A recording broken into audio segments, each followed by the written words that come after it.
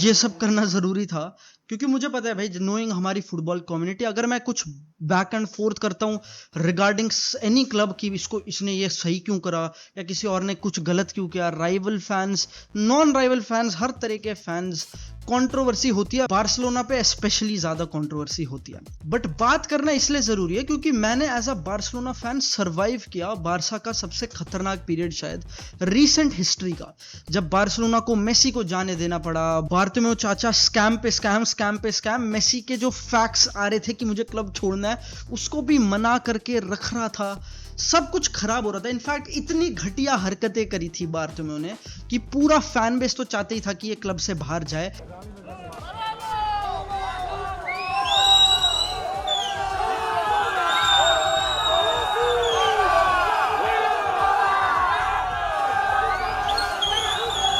Police चाहती थी कि ये जेल के अंदर जाए, मेसी चाहता था कि वो क्लब छोड़ के जाए, और जो भी पैसा बार्सिलोना बनाती थी वो सब खत्म हो चुका। बार्सिलोना का डेट $1.3 बिलियन एक्सीड कर रहा था एंड बार्सिलोना स्क्वाड की salary were at 110% of their revenue. 2019 से 2021 तक बार्सिलोना के लिए बहुत ही खतरनाक टाइम था हर फ्रंट पे भाई। यूरोप में पिटाई हो रही थी, फाइनेंशियली ठुक चुके थे क्योंकि रियल मैड्रिड बेटर और बेटर होती जा रही थी। फ्लोरेंटिनो पेरेज ने अपना दिमाग अच्छी तरीके से चलाया था, अच्छी प्लानिंग करी थी। मैड्रिड कोविड ईयर से पहले एंड ड्यूरिंग कोविड ईयर सबसे प्रैग्मेटिक क्लब था एंड वो उनके लिए काम कर रहा था। अब वो सबसे हेल्दी क्लब थे बार्सिलोना के लिए and everything was going wrong. ये पता करने के लिए सबसे आसान है ये देखना कि बार्सिलोना के सैलरी कैप के साथ क्या हो रहा था। अब सैलरी कैप कैलकुलेट करना आसान है। Salary cap is basically club का रेवेन्यू माइनस उसके ऑपरेशनल कॉस्ट एंड उसकी debt repayments for that particular season. तुम इस ग्राफिक में देख सकते हो 2019-20 में बार्सिलोना का salary cap was at 671 million euros, जो लीगा में सबसे ज्यादा था। 2019-20 से 2020-21 तक it was nearly halved to 347 million euros. ये लीगा में सबसे बड़ी रिडक्शन थी by far. In comparison Real Madrid, उनके आर्च राइवल्स जो 2019-20 में उनसे छोटा सैलरी कैप था, now they had a bigger salary cap than Barcelona by a significant margin. This is Real Madrid की तरफ से स्मार्ट प्लानिंग, बहुत अच्छा विजन फ्यूचर को लेके, एंड बार्सिलोना की तरफ से बार्टोमेओ चाचा की मास्टर क्लास जो कपड़े उतार देगी। बार्सिलोना का वेज बिल 2019 में सबसे ज्यादा था। In fact it was more than any club in Europe, और इसका एक ही मतलब था कि बार्सिलोना अपनी सैलरी कैप से तो ऊपर जाना ही जाना था, और जब तुम अपनी सैलरी कैप से ऊपर जाते हो तो तुम 1:1 में ऑपरेट नहीं करते। तेबास ने हमेशा बार्सिलोना की प्लानिंग पे बात करी। वो बोलते हैं कि बार्सिलोना हमेशा अपने वेज बिल के हिसाब से लिमिट पे थी, और जैसे ही Covid hit they could not take it. पर अब टाइम बदल चुका है। बार्सिलोना रिसेंटली निको विलियम्स के लिए जा रही है and they are about to pay the release clause for Athletic Club player. Athletic Club of course लड़ रहा है कि भाई हम अपना प्लेयर नहीं देना चाहते। लीगा जाके बार्सिलोना पे चेक करो, देखो भाई इनके अकाउंट्स देखो, इन्होंने इन पे 200 मिलियन का डेट होगा, इन्होंने इंस्टॉलमेंट्स पे नहीं करी हैं। अब भाई एथलेटिक क्लब को कौन बताए, Barcelona is not new to this game. In fact कुछ लोगों को स्पेशली पता होगा। जब बार्सिलोना लेवेंडोस्की को साइन करती है, जो कि खतरनाक साइनिंग साबित होता है बार्सिलोना के लिए, तब बायर्न म्यूनिख बोलती है भाई we do not care, give us the money एक बार में। हमें नहीं पता तुम आज से 1-2 साल बाद एग्जिस्ट कर रहे होगे कि नहीं, ऐसी हालत थी भाई मेरे क्लब की। But reality comes back fast, and do you know what comes back faster? Retrospect का चांटा। अभी मैंने रिसेंटली ये न्यूज देखी कि Bayern are facing a financial loss this financial year for the first time. Bayern जैसा बड़ा क्लब अपने प्लेयर्स की भारी भरकम सैलरी को आज स्ट्रेन समझता है, बिकॉज शायद उनकी सक्सेस रिसेंटली उतनी अच्छी रही नहीं है यूरोपियन फ्रंट में, या फिर जो भी रीजन हो, कमर्शियली वो इतना अच्छा नहीं कर रहा है क्लब।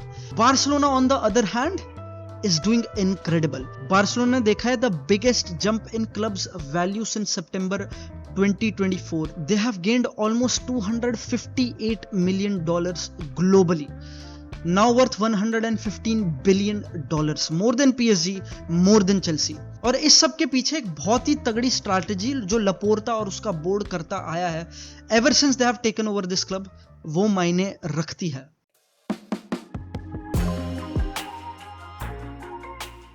बार्सिलोना ने 2022 जून और जुलाई में बहुत तहलका मचाया था ट्रांसफर मार्केट में। ठीक है, बाकी क्लब्स की बात हो रही थी, पर सबसे बड़ी बात यही थी एंड एवरीबॉडी वाज क्रिटिसाइजिंग, हर जगह यही शोर था कि बार्सिलोना अपना फ्यूचर दांव पे लगा रही है।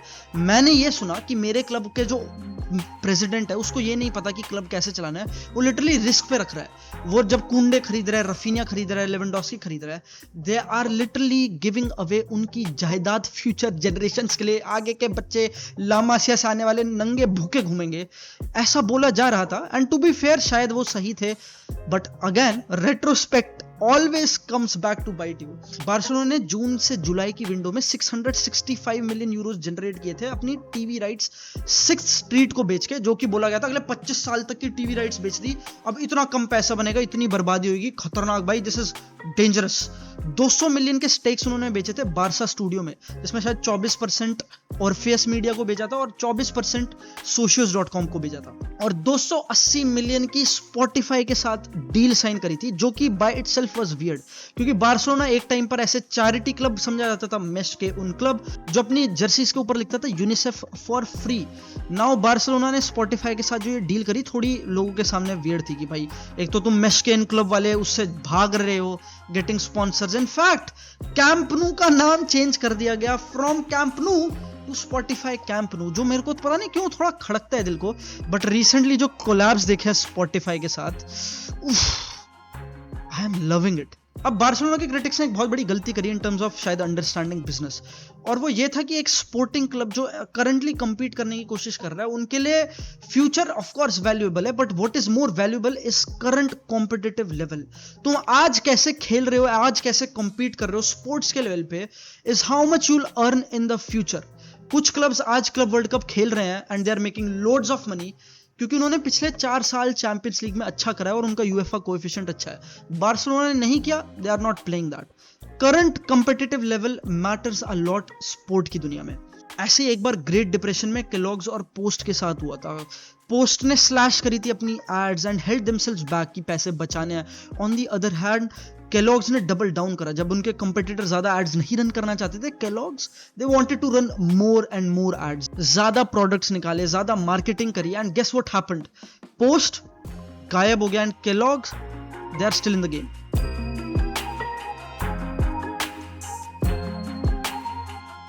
जो दूसरा स्टेप था मेरे अकॉर्डिंग लपोर्ता के इस मास्टर क्लास में वाज भाई गेटिंग सम डील्स डन, और वो थी एक नाइकी और BLM की, बारसा लाइसेंसिंग एंड मर्चेंडाइजिंग की। बारसा स्टेडियम रेनोवेशंस करा रही है और उसकी वजह से बहुत सारी मैच डे वैल्यू उनको लूज करनी पड़ती है, लेकिन इस साल they are still on track of making 950 million euros in total revenue. जो उनका बजट फॉरकास्ट था उससे 57 मिलियन यूरोस ज्यादा एक्सीड करा है, और इसकी key is honestly commercial strength. Barca की sponsorship and merchandising is close to half of this revenue. Barca ने नाइक के साथ जो नया कॉन्ट्रैक्ट साइन करा है, जो नई डील साइन करी है, is the highest value kit deal in the history of sport.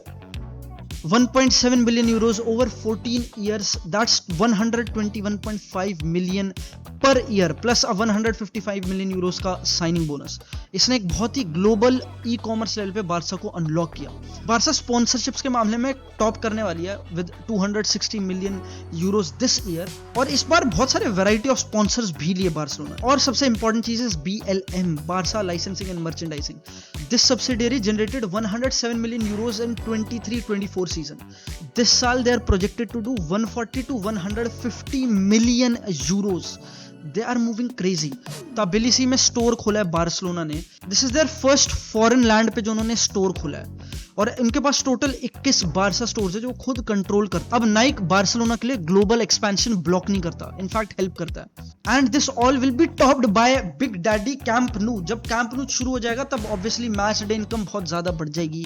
नए कैंप नु में 1 लाख से ज्यादा सीट्स हैं, और वो जो स्टेडियम टूर्स वगैरह इस सब में होता है, और मनी बारसा जनरेट करेगी। लोग कह रहे हैं शायद अगस्त तक बार्सिलोना थोड़ा खेलने लगे, एक हाफ रेडी स्टेडियम में बार्सिलोना शायद खेलना शुरू कर सकती है। बट लपोर्ता की ये मास्टर क्लास यहाँ खत्म नहीं होती। पैसा वगैरह, capitalism, commerce of course important है, मुझे भी पसंद है, पर सबसे इंपॉर्टेंट चीज है sporting master class. And let's compare Barcelona की स्क्वाड्स बिफोर लपोर्ता एंड आफ्टर लपोर्ता। तुम लपोर्ता के लिए 100 चीजों के लिए बोल सकते हो, कुछ चीजें अच्छी तरीके से डील करी नहीं, आलेमानी चला गया, डेको आ गया, we lost out here and there, कुछ डील्स पे ओल्मो की हैंडलिंग खराब हुई, but my goodness gracious now the team looks beautiful. और ऑफ कोर्स भाई Barcelona is very lucky, possibly the luckiest club in the history of the game. कुछ destiny, कुछ चीजें ऐसी होती है जो मैन्युफैक्चर्ड लगती हैं, जो they don't even look real, Barcelona के साथ होती है। ला मासिया से एक, और बार्सिलोना से ऑफ कोर्स दोबारा से शायद एक खतरनाक प्लेयर निकल आता है, एंड ऑफ कोर्स मेसी ने इसको टच करा है। तो कुछ चीजें वियर्ड है बार्सिलोना के साथ, उनके पास एक ऐसी एकेडमी है जो शायद किसी और क्लब के पास नहीं है टू बोस्ट अबाउट। लेकिन भाई बिग डैडी लपोर्ता, तुम्हें लोगों ने गालियां दी, but I am standing here supporting you my boy. Kind of crazy कि ये बोला जा रहा है, एक टाइम पे मैं भी भाई लपोर्ता को क्रिटिसाइज करता था कि this is a big fatty politician, but my boy does he know how to bring this club back. उसने दूसरी बार करा है। No president candidate in the history of this club has been this competent at bringing this club back. Respect.